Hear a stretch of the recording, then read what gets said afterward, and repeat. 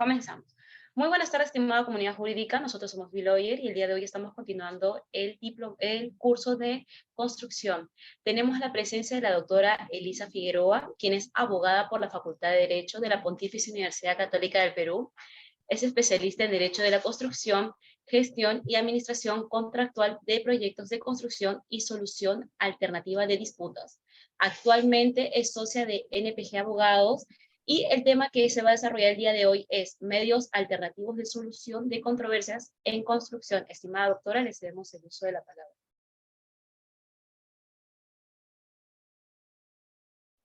Buenas tardes con todos. Muchas gracias por asistir el día de hoy a la charla que me ha concedido el día de hoy B-Lawyer. Estoy muy honrada por su invitación. Hoy día vamos a hablar sobre lo que son los mecanismos alternativos de controversias. Tal y como hemos indicado hace un momento, esto se lleva en el marco del primer seminario de Derecho a la Construcción. Ya tuvieron a bien presentarme, ahora sí que voy de frente a lo que es el desarrollo del tema. Les pido por favor que verifiquen si es que acaso sus micrófonos están en silencio y si necesitan hacer alguna consulta, entiendo que hay un espacio para ello al finalizar la presentación. Entonces, vamos a arrancar yendo a la razón de ser de cada uno de los proyectos de infraestructura. Tomemos en cuenta que desde el inicio de la historia del hombre, desde que se llevó a cabo la primera construcción, desde la más sencilla hasta la más inhóspita y compleja, hasta aquella que tiene un desarrollo complejo y de muchos años, como es el caso de la Capilla Sixtina, o la ejecución de la represa Hoover, como tienen aquí enfrente, o la construcción de la ópera de Sydney, incluso la ejecución del Burj Khalifa. Lo que tenemos enfrente en estas imágenes, cada uno de estas fotografías lo que nos muestran son proyectos. Como pueden ver, cada uno de estos proyectos tienen muchas cosas en común. Además del hecho de que estos proyectos se lleven a cabo de manera privada por lo general, existen otro tipo de proyectos que también tienen una connotación, que buscan agregar un tipo de valor que es distinto, y este valor es el valor del bienestar social, sea a través del servicio de salud, a través del servicio de acceso a carreteras o vías de acceso que sean adecuadas y que tengan un nivel de transitabilidad que sea suficiente para atender los requerimientos de una comunidad, o el brindar el servicio de educación o el acceso al servicio a lo que es el líquido elemento como el agua. En todos estos casos, lo que tenemos aquí son proyectos. ¿Y qué es inherente a cada tipo de proyecto de infraestructura, sea pública o también sea privada? Pues uno, que todos los proyectos tienen un propósito, tienen una razón de ser, tienen un objetivo, y pensando en la definición que nos trae el PMBOK, que es el Project Management Book of Knowledge, que es el libro de gestión de proyectos que más se utiliza a nivel mundial, cuando hablamos de propósito, estamos hablando de la razón por la cual se ejecuta un determinado proyecto, que por lo general tiene un inicio y tiene un fin. Este propósito lo que busca es generar valor. El valor se genera y se aprecia a través de tres ejes. El valor desde el punto de vista de quien lo utiliza como usuario, que es decir, aprecia la capacidad de uso de la infraestructura. El valor que le pueda generar a una organización como una persona jurídica, es decir, la capacidad que esta infraestructura tenga para generarle una utilidad o un beneficio. Y finalmente, el valor tal como lo entiende y lo aprecia la sociedad a través del beneficio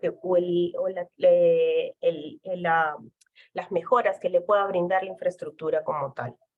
Pero además de lo que es el propósito que trae consigo la idea del valor agregado que pueda tener esta infraestructura, los proyectos también tienen algo inherente, y ello es el hecho de que son todos inminentemente riesgosos.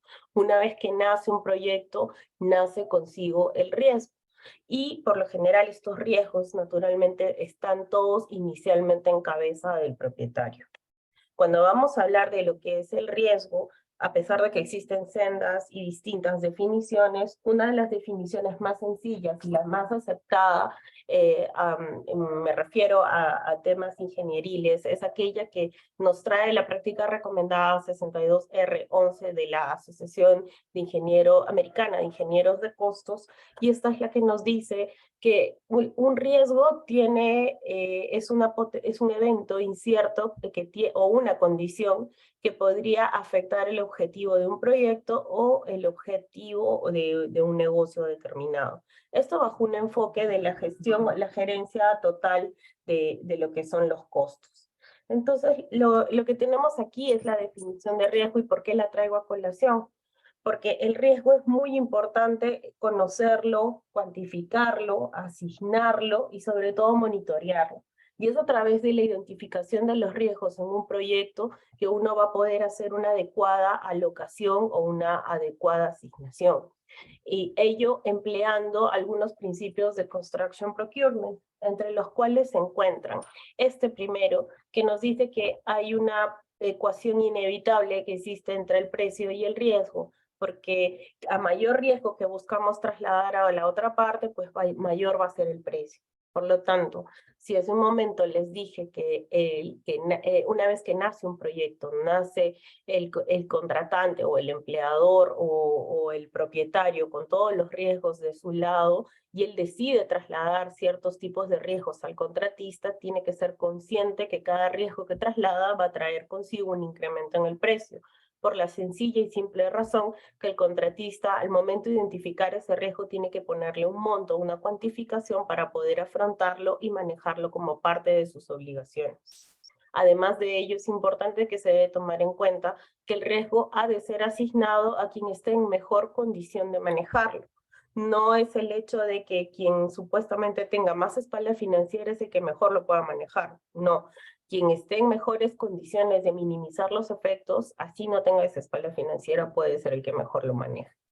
Por otro lado, tenemos como otro principio que una óptima asignación de riesgos va a variar de proyecto en proyecto. ¿Y por qué es importante esto? Porque se ha visto que en muchos casos hay una suerte de copia y pega de las matrices de riesgos de identificación de cada de proyectos que pueden parecer similares, lo que no es una práctica sana, ya que justamente al haber visto que la definición del riesgo está desde el punto de vista en el que tomamos en cuenta que existe la potencialidad de que este evento pueda generar un impacto, y ese impacto es medido, es apreciado o es cuantificado por un grupo de personas que forman parte de un equipo, esta estimación puede variar.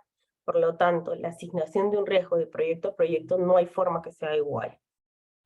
Y por otra parte, tenemos como cuarto principio el hecho que ignorar un riesgo determinado y no colocarlo en el contrato, no establecerlo como parte de responsabilidad de algunas partes, de alguna de las partes, ello no hará que se elimine su potencial impacto. El hecho que uno cierre los ojos ante el riesgo o piense que ya lo trasladó a la otra parte no va a eliminar la posibilidad que este riesgo golpee al proyecto, y que si no ha estado claramente asignado, pues ese riesgo va a quedar en hombros necesariamente del contratante y no del contratista como se suele pensar. Por otra parte, aquellos riesgos que no son contractualmente asignados van a ser asumidos consciente o inconscientemente por alguna de las partes. ¿Ello por qué? Porque no solamente el riesgo está descrito como tal en el contrato, sino también puede estar descrito en alguna otra norma o en algún otro documento que compone o que forma parte del contrato. Eso me lleva al sexto principio, que nos hace recordar que el contrato no es la única fuente de asignación de riesgos. Existen normas que son obviamente legales, el Código Civil, y si es que acaso existiera algún proyecto que está bajo el marco de la ley de contrataciones o alguna otra ley especial, trae consigo cierta asignación de riesgos también. Pero además de ello existen normas técnicas que traen responsabilidad para cada una de las partes según la expresa invocación de su uso en el marco de un proyecto. Si acaso no se tiene claro cómo se va a manejar este riesgo, cómo se va a poder cuantificar y se va a distribuir entre las partes, pues esto lo que nos va a llevar es a tener algo que es el otro componente que también es inherente a los proyectos de infraestructura. Eso nos va a llevar inevitablemente a los reclamos. Y aquí quisiera dejar en claro lo siguiente: No está mal que en un proyecto de infraestructura existan los reclamos. Es completamente natural. Las partes no siempre van a estar de acuerdo o van a mantener su entendimiento respecto de algo al momento en que surge o se necesite ejecutar un proyecto. Aquí lo que tenemos que tomar en cuenta es que justamente sabiendo que es una industria inminentemente riesgosa, es una industria que requiere de que las partes tomen acuerdos en un momento que podrían después mutar o tener un efecto que no ha sido claramente avisorado por las partes, pues esto inevitablemente las va a llevar a reclamarse una a la otra alguno de los efectos. Por lo tanto, aquí es muy importante que los contratos regulen de manera precisa, de manera clara, un procedimiento de gestión y de atención de los reclamos. No porque no lo coloquemos en el contrato es que no van a existir los reclamos, en absoluto. Al contrario, se nos va a dificultar más la posibilidad de exigir a las partes o de exigir al contratista, si es el caso, que cumpla con la presentación adecuada de su reclamo y la presentación detallada. ¿Por qué estoy partiendo desde el punto de la identificación del propósito, lo que son los riesgos y los reclamos? Porque antes de que exista una controversia, que es el objeto de esta charla, ha nacido primero como un reclamo. Entonces, estamos ahorita en el primer estadio y vamos a evaluar cuál es la fuente de los reclamos. La fuente de los reclamos en los proyectos de infraestructura, por lo general, nace por una falta de correspondencia. ¿Entre qué? Entre aquello que el contratista presupuestó y aquello que realmente es el alcance o viceversa. Entonces, podría ser que el contratista considera que ha presupuestado algo bajo su entendimiento del alcance, pero puede ser también que el contratante considere que eso no es suficiente para cumplir con el alcance que él considera. Por lo tanto, nace el primer reclamo entonces. Lo otro que tenemos además es que los reclamos nacen también por un tema de falta o falla en la cuantificación, sea por un tema de valorizaciones, por un tema de impacto en costo o por un tema de impacto en tiempo. Además de ello, los reclamos nacen como a raíz de la falta de monitoreo en el cumplimiento de algunas de las obligaciones de las partes. Esto lleva de alguna manera que las partes tengan que tratar de aclarar justamente el sentido del cual ha sido la obligación y buscar el mecanismo para tratar de resolverlo. Primero en un estadio de reclamo, después será un tema de desavenencia y finalmente podría ser una disputa o ya una controversia abierta. Otra fuente del reclamo es la ambigüedad en el lenguaje de los contratos. Muchas veces los contratos están escritos, bueno, por lo general están escritos por abogados para abogados y no necesariamente para quienes deban administrar el contrato, quienes son los ingenieros. Por lo tanto, mientras más sencillo sea un contrato, mientras más claras sean las obligaciones, mientras más expresas o sencillas estén descritas las prestaciones y estén descritos los procedimientos que deben cumplir las partes, va a ser mucho menos posible que haya algún tipo de reclamo a raíz de la ambigüedad del lenguaje. Otra situación que puede llevar a que tengamos un reclamo en los proyectos de infraestructura es que se haya regulado una misma obligación en distintos documentos y con a veces sentidos que puedan ir en contra, ¿no? Entonces, a menos que tenga una cláusula que establezca cuál es el orden de prelación de esto, es que no voy a tener necesariamente una salida feliz. Voy a necesariamente tener un reclamo y probablemente una desavenencia a posterior. Otra fuente de los reclamos es la existencia de requerimientos del contratante que no sean claros, que no sean objetivos o que no sean medibles. Por ejemplo, el hecho de hablar de la existencia del cumplimiento de una obligación a satisfacción es tan subjetivo que inevitablemente, aplicando a las reglas del Código Civil, vamos a terminar en una controversia para poder definir cuál es la satisfacción o cuál es la calidad con la que debíamos cumplir nuestra obligación. Inevitablemente eso nos va a llevar obviamente a buscar qué es lo que digan los documentos contractuales.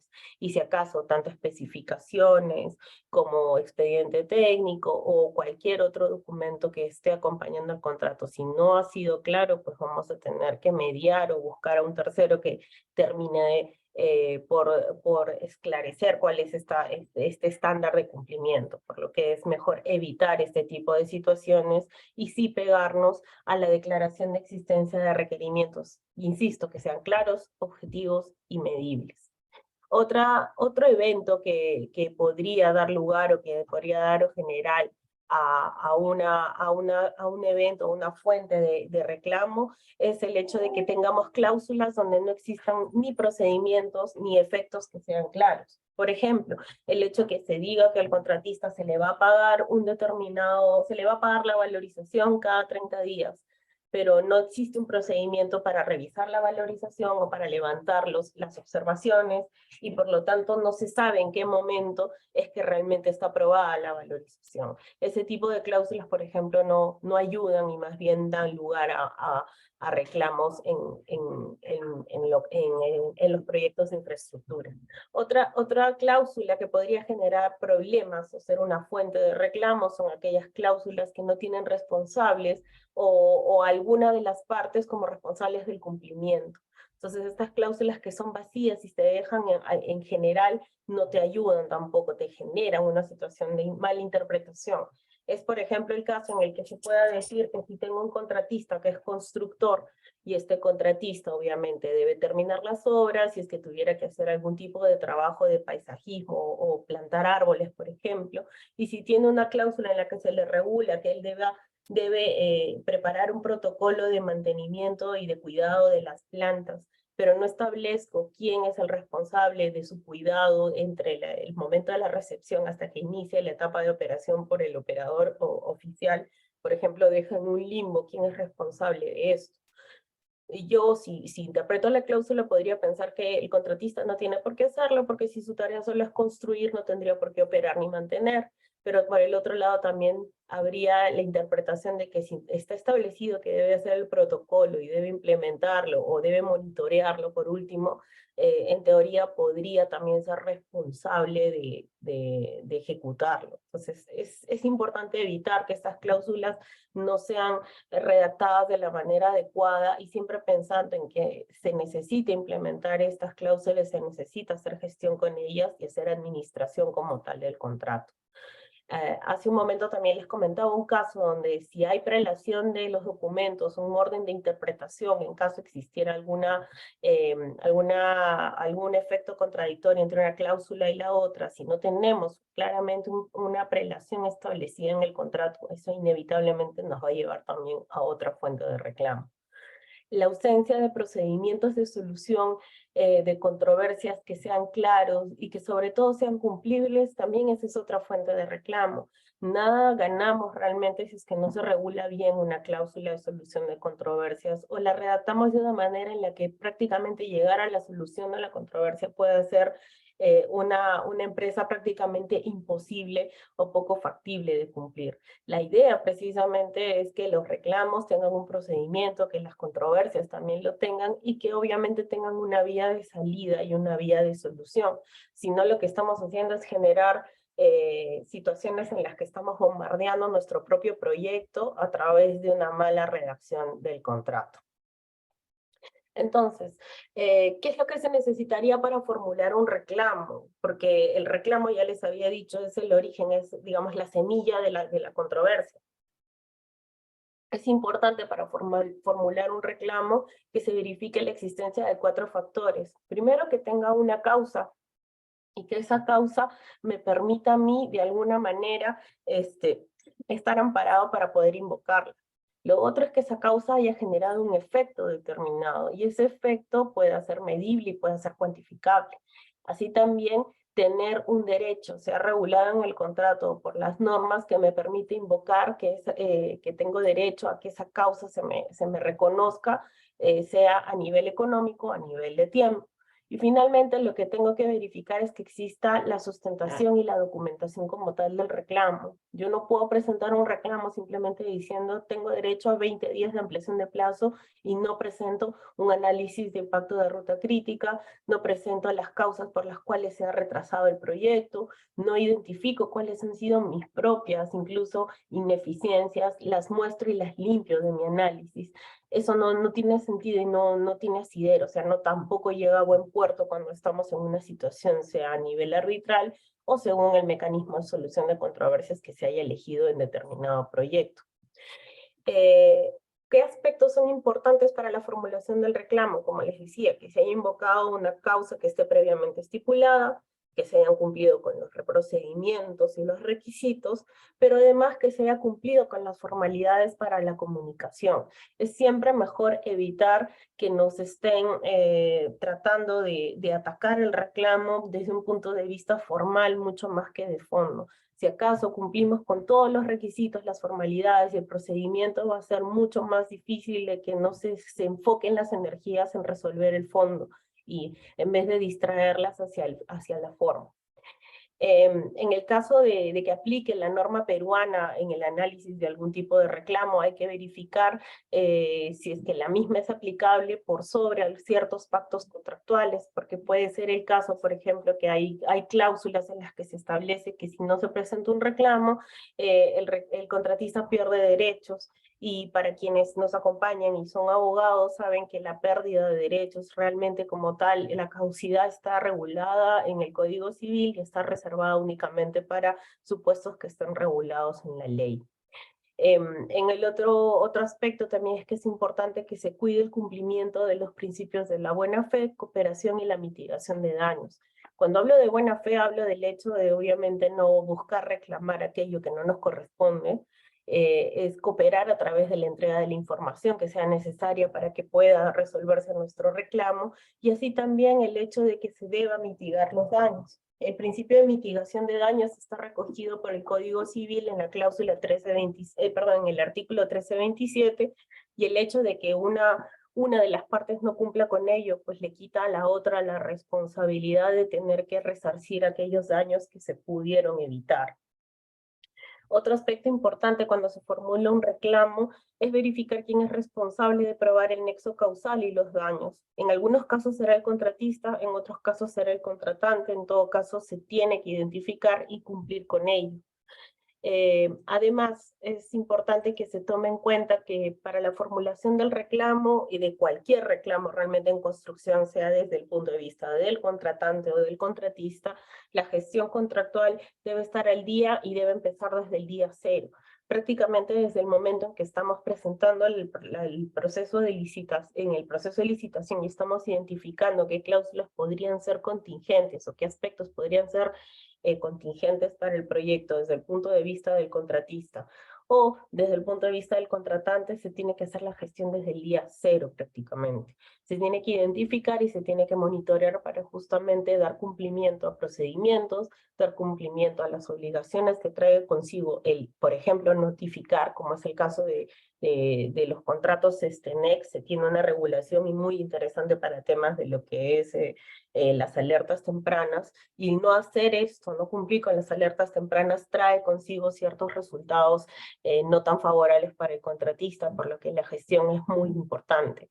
Se debe identificar cuáles son los riesgos que hemos aceptado y cómo se ha dado su asignación, cumplir con el monitoreo y la activación de los mecanismos para la solución de las controversias y de los reclamos como tal, así también identificar las fuentes de un potencial reclamo o fuentes que podrían dar lugar a un potencial incumplimiento como organización, dependiendo del lado en el que nos encontremos.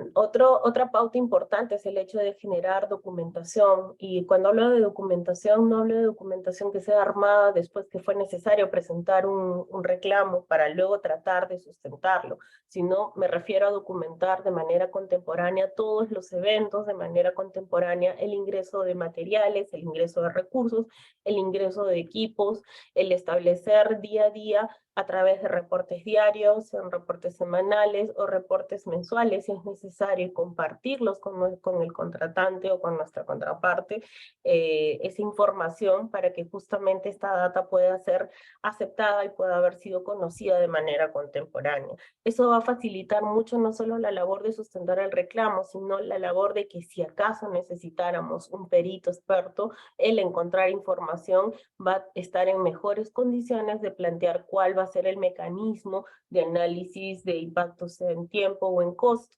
Si no hay información realmente, los peritos o los expertos que suelen asistir en la formulación o en lo que es el detalle del manejo de estos reclamos, pues están prácticamente amarrados y no pueden avanzar con la encomienda.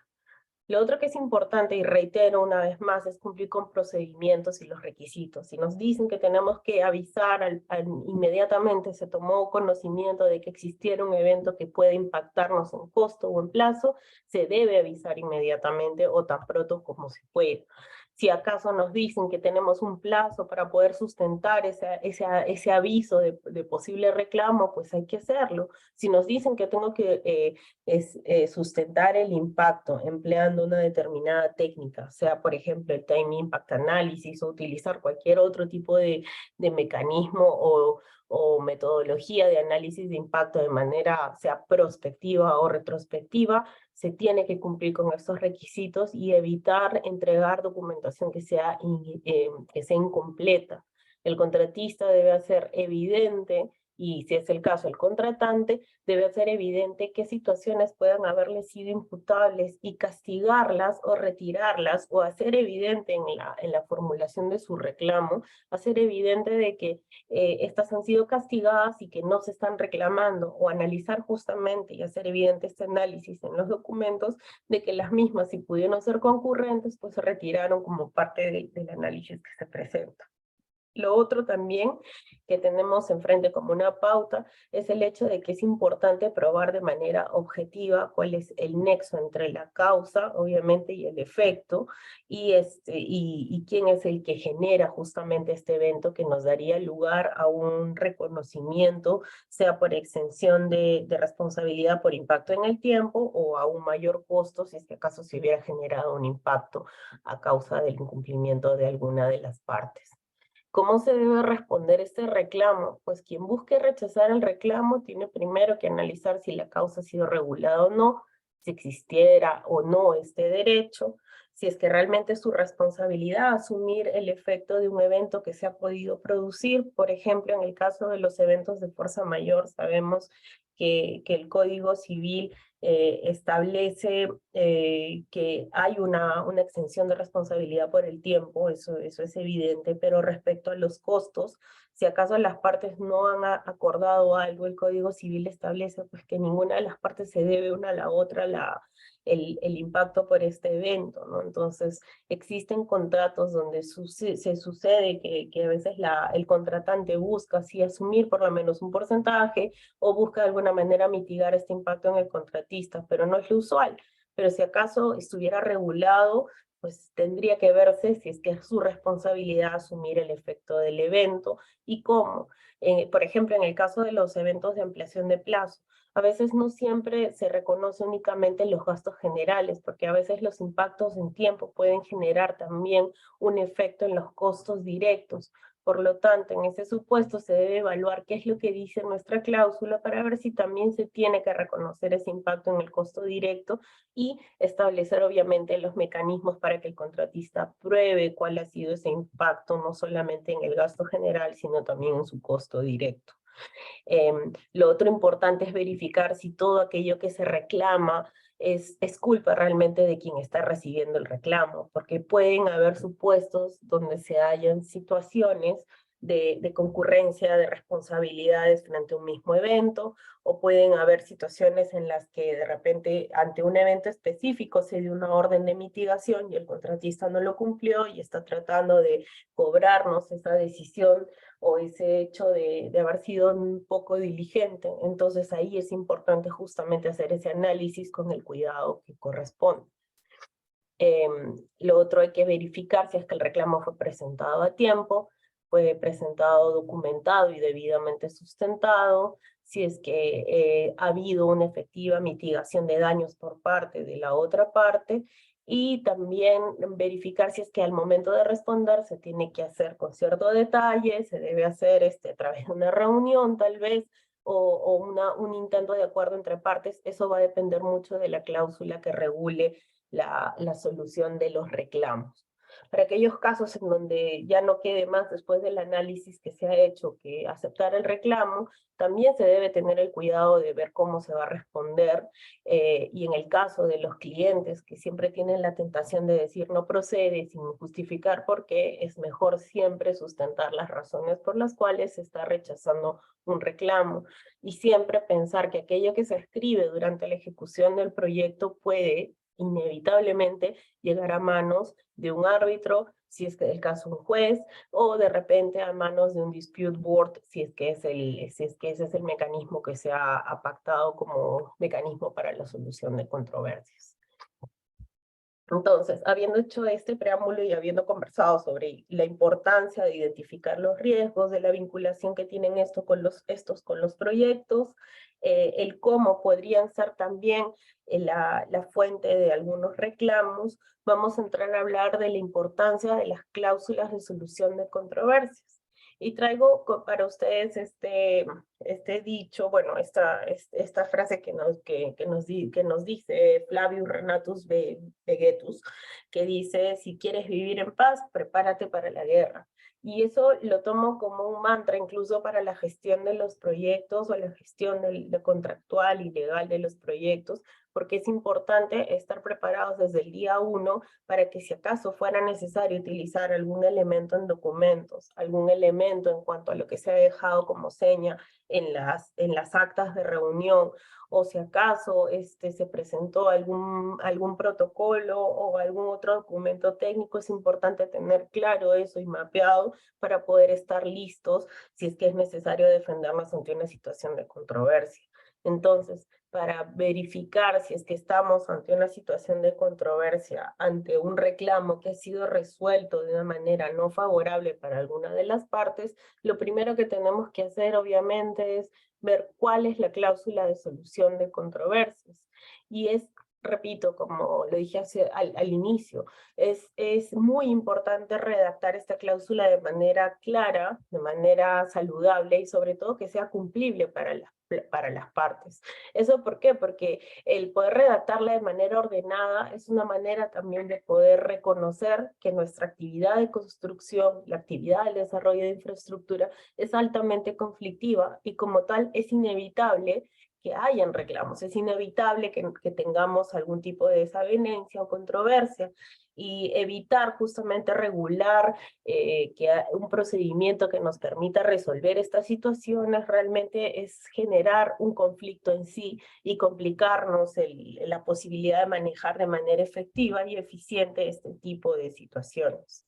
Una cláusula que esté mal regulada o deficientemente regulada realmente podría generar un nuevo conflicto en sí.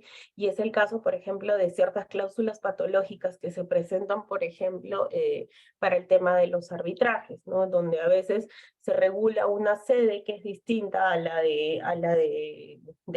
digamos, de la nacionalidad de ambas partes, no se regula cuál es la norma de fondo, algunas veces no se dice cuál es el idioma del arbitraje, y si acaso se dice el idioma, a veces se complica ello porque se invoca un idioma que es distinto al de los documentos del contrato, distinto a veces al que hablan las partes, y ello podría entorpecer y aún así hacer mucho más complicada la resolución del conflicto en sí.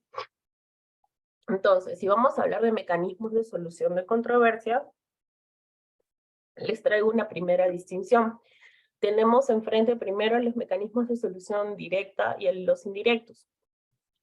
Los mecanismos de solución directa son aquellos que se pueden dar entre las partes y que por lo general están regulados en cláusulas que tienen un procedimiento de solución escalonada, o a veces se dan porque simplemente las partes se dieron cuenta que siempre es mucho mejor un mal arreglo que un buen juicio y por lo tanto llegan a cierto acuerdo. Y tenemos los mecanismos indirectos, que son los que se solucionan con la intervención de un tercero. Cuando estamos hablando de aquellos mecanismos que son directos, ya sabemos que tenemos la negociación.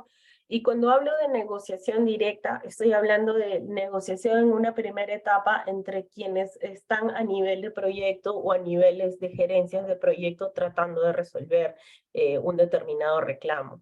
No siempre se da la situación que vemos, por ejemplo, en las obras públicas, donde ahí sí por un tema de norma es un poco complicado que a veces lleguen a ciertos acuerdos, pero en el mundo privado sí es posible manejar ciertos márgenes de acción para cada uno de los gerentes de proyecto, sea del lado del contratista o del contratante, y por lo tanto pueden manejar justamente esta situación, resolviendo los temas sin necesidad de llegar a una controversia.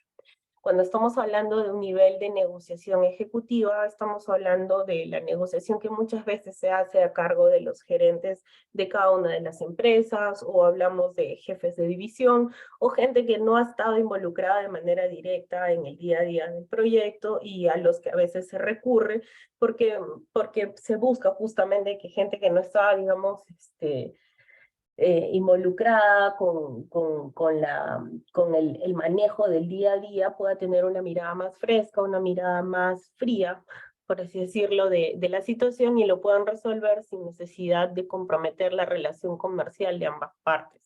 Este tipo de negociación por lo general se da mucho en proyectos privados. Si bien se ve también en algunos contratos, y se pueda pensar que hay, en los contratos de obra pública se pueda pensar que la conciliación es muy parecida a esto, la verdad es que no soy tan, no sé, tan favorable a guiarme de esa interpretación, porque realmente muchas veces las conciliaciones en el marco de contratos de infraestructura pública resultan ser un paso más solamente para ir al arbitraje o guiarse al mecanismo de solución de controversias a través de un tercero, y no necesariamente buscando un acercamiento de las partes. Cuando hablamos de mecanismos indirectos, hablamos de aquellos que puedan ser tradicionales, como, porque ya son los más conocidos, como les mencionaba, juicio, conciliación o arbitraje, y dentro de los alternativos podríamos tener la mediación, que es algo que no se utiliza aquí en nuestro país, se utiliza más en otros países. Tenemos actualmente los dispute boards, que están cada día más en boga, y en el ámbito de la contratación pública se ha tratado de regular algo parecido al dispute board a través de las juntas de resolución de disputas, o las juntas de resolución de controversias, pero que al final no terminan llegando a la plenitud que busca el dispute board, como lo vamos a ver a continuación. Cuando estamos hablando de mecanismos tradicionales, si me pongo a pensar en el juicio, podría destacar que tienen los jueces obviamente una función claramente resolutiva.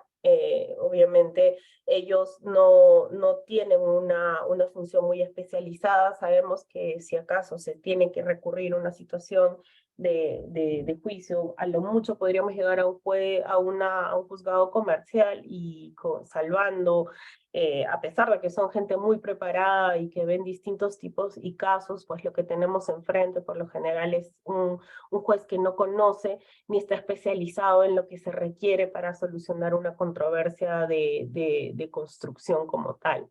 Sabemos que los juicios además tienen una formalidad extrema, sabemos que hay un código procesal de por medio también, por lo mismo que tienen una carga importante, que es bastante amplia. El manejo de los juicios suele ser lento y poco expeditivo, o sea, resolver una controversia de hoy, de una ampliación de plazo que pueda tener una obra paralizada, podría llevar a que la obra realmente no reinicie ni siquiera en 5, 6 o 7 años. Si bien los jueces tienen una facultad coercitiva, que justamente es una ventaja en caso se necesite imponer el cumplimiento de alguna decisión, sí muy pocas veces se llega a ser efectiva directamente en un proceso como esto, ¿no? Porque por lo general reservamos el hecho de recurrir a un juez, ya sea para ejecutar un laudo o algunas veces para pedir una medida cautelar como tal. Puse entre interrogantes si es que es un mecanismo oneroso. La respuesta para mí es que sí, porque el hecho de que tengamos una justicia que tarda y que no llega, más aún cuando tengo un proyecto que necesita ser ejecutado en un tiempo determinado y cada día cuesta pues para mí termina siendo, y en mi opinión, un mecanismo de solución de controversias que a la larga termina siendo muy oneroso para las partes. Cuando hablamos del arbitraje, pues es un mecanismo prácticamente ya convencional, ¿no? Que se utiliza bastante en nuestro país. Sabemos que los árbitros sí tienen una función resolutiva. Sí, el arbitraje, dependiendo de quienes integren el panel arbitral, puede ser un mecanismo de solución de controversias altamente especializado. Si bien el arbitraje también tiene formalidades, tiene cierto grado de flexibilidad, no llega a ser tan rígido como en el caso de un proceso judicial. El arbitraje, dependiendo, una vez más, de los miembros del panel, puede ser lento. Les cuento como experiencia que yo ya tengo un arbitraje que va a cumplir su 5º año de existencia, y solo eso es porque tengo como presidente a una persona que no está moviendo el proceso, una persona que está más ocupada en otros temas, a pesar de que es la obligación de todo árbitro estar disponible y poder llevar a cabo las obligaciones que le corresponde. Esta persona no lo está haciendo, y es complicado intentar obviamente recusar a alguien por la investidura y la envergadura que tiene esta persona. Entonces tenemos, por ejemplo, hay un arbitraje que está todo entrampado y que no es saludable, ¿no? Entonces aquí también tiene sus bemoles el arbitraje, porque depende de a quién designemos como árbitro y la capacidad que tenga de conocimiento del fondo del caso, y obviamente el tiempo disponible que tenga.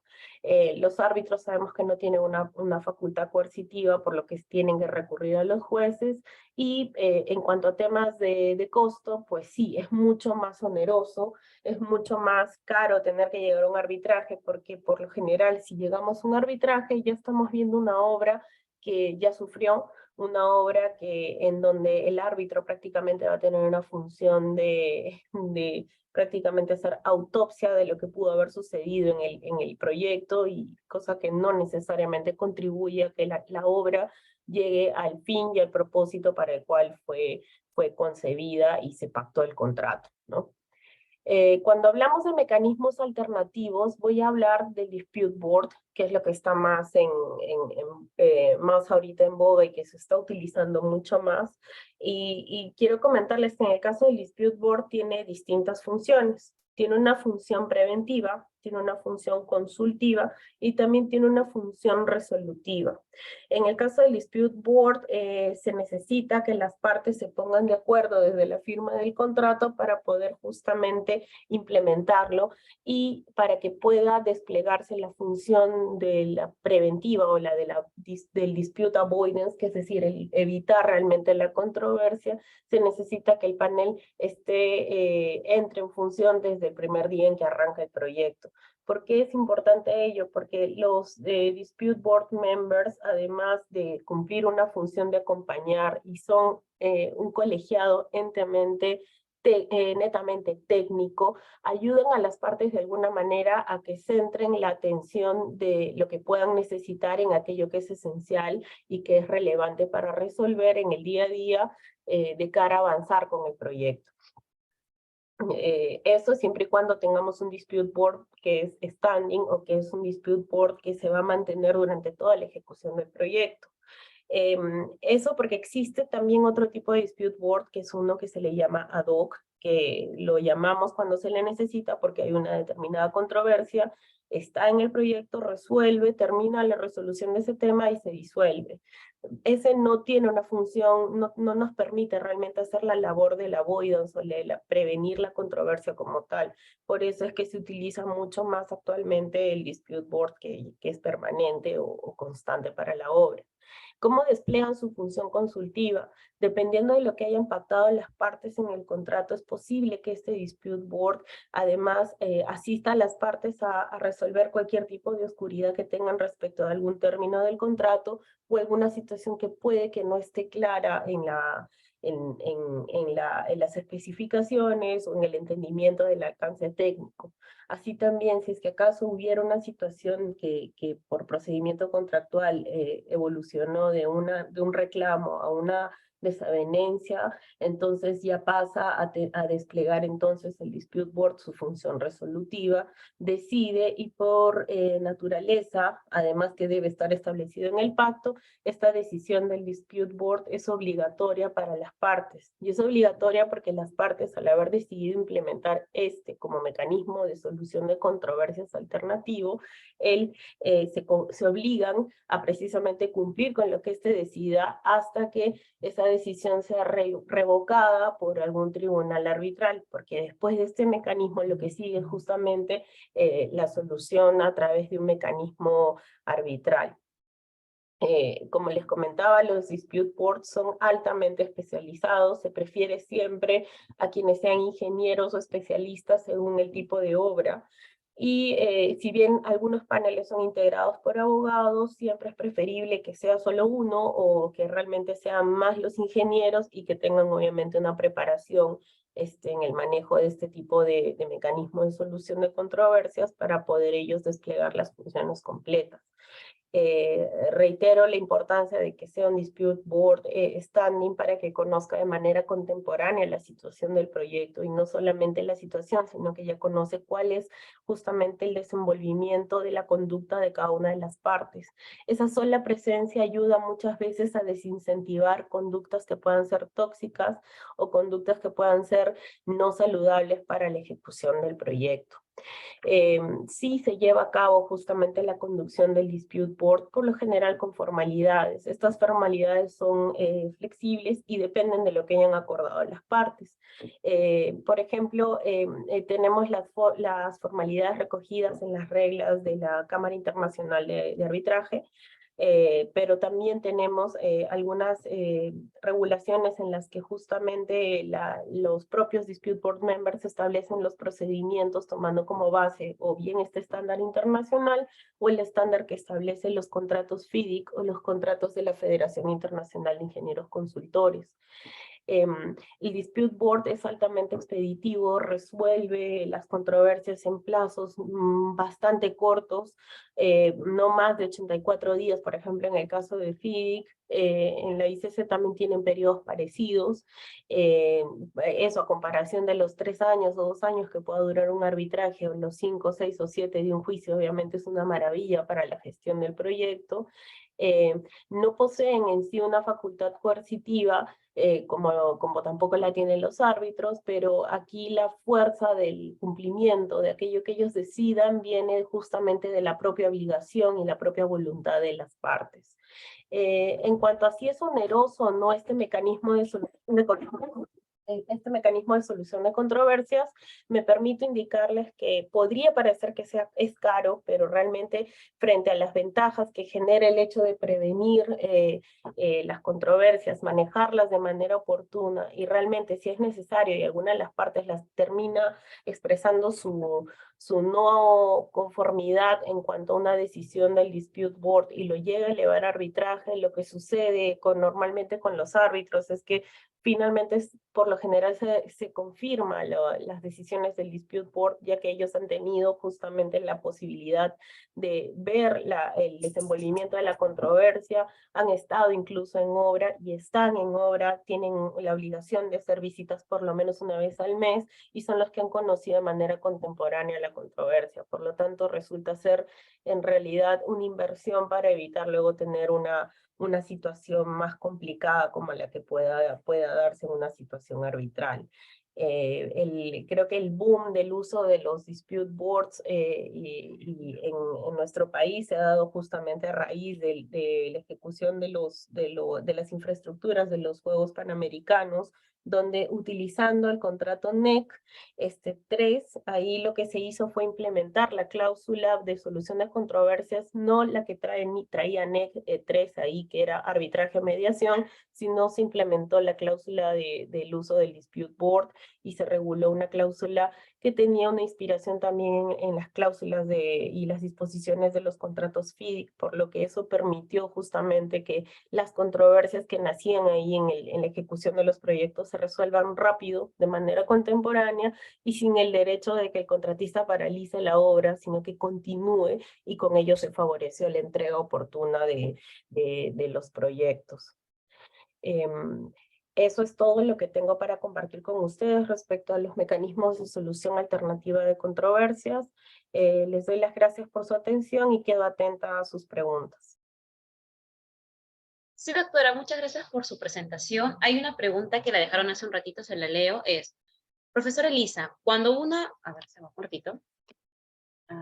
Ya. Profesora Elisa, cuando una regulación contractual difiere de una práctica del arte, se genera un reclamo, ¿cuál debe primar? ¿La regla del arte o la regulación contractual?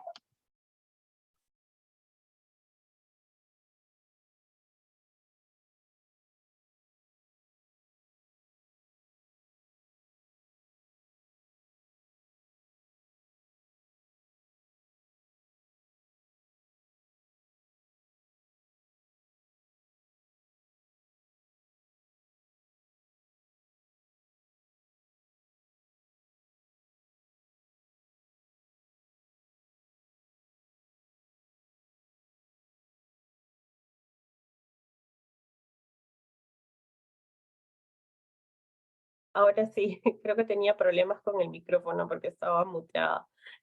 Ok, hay que tener en cuenta que cuando hablamos de reglas del arte, ¿a qué nos referimos? Si estamos hablando de mecanismos o procedimientos propios del constructivos, debemos recordar que ese es un riesgo del contratista.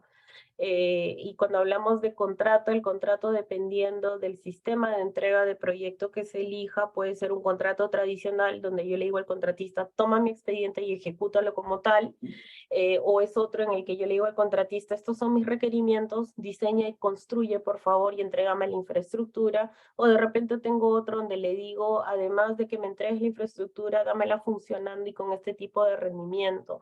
Entonces, si el contrato establece ya parámetros de funcionamiento y cumplimiento y hablamos de reglas del arte, entiendo que son temas distintos. La regla del arte o cómo se hacen las cosas, eso ya es responsabilidad del contratista. Cómo llega el resultado que esté establecido en el expediente o cómo llega el resultado que le exija en su momento el contrato, dependiendo del sistema de entrega de proyecto, es un tema propio del contratista. Ahora, entiendo que va por ahí la pregunta, ¿no? No sé si la podrían aclarar, en todo caso, si la respuesta que acabo de dar requiere aclaración.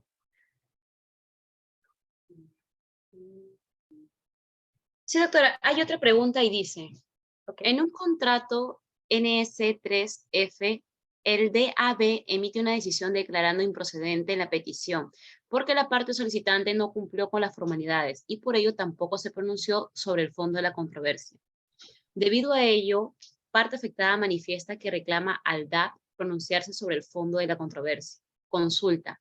En este caso, ¿debe el DAB pronunciarse sobre el fondo de la controversia? Gracias por la pregunta. Depende de lo que diga el contrato NEC y cómo esté redactado, porque realmente recordamos que los contratos NEC vienen de una inspiración inglesa y en el mundo anglosajón realmente si no se cumplen los plazos, esos plazos tienen una connotación de pérdida de derecho. Si acaso en nuestro caso, en este contrato que se invoca, se dice ahí en algún lugar de la cláusula que si no se reclama a tiempo, no se cumple con las formalidades, se dará por renunciado o el reclamo como tal, pues en ese supuesto el DAP no tendría por qué pronunciarse sobre el fondo cuando realmente hay una cláusula que impide que se vaya más allá. Recordemos que la obligación del DAP es pronunciarse y definir o llevar a cabo sus funciones conforme a lo que establezca el contrato. Y en esta situación me temo que tal vez si el DAP ha decidido no ir al fondo es porque tienen ese tipo de cláusula que ya dio el efecto de renuncia al no haber cumplido con la formalidad, ¿no? Sí, doctora, esas han sido todas las preguntas por parte del público del día de hoy. De parte de Biloyer, le agradecemos por el tiempo y por haber participado en la sesión y esperamos contar con su presencia en los próximos eventos. Muchas gracias. Gracias a ti y gracias a todos por su tiempo esta tarde. Que estén muy bien. Nos Hasta luego. estamos viendo. Muchas gracias, doctora.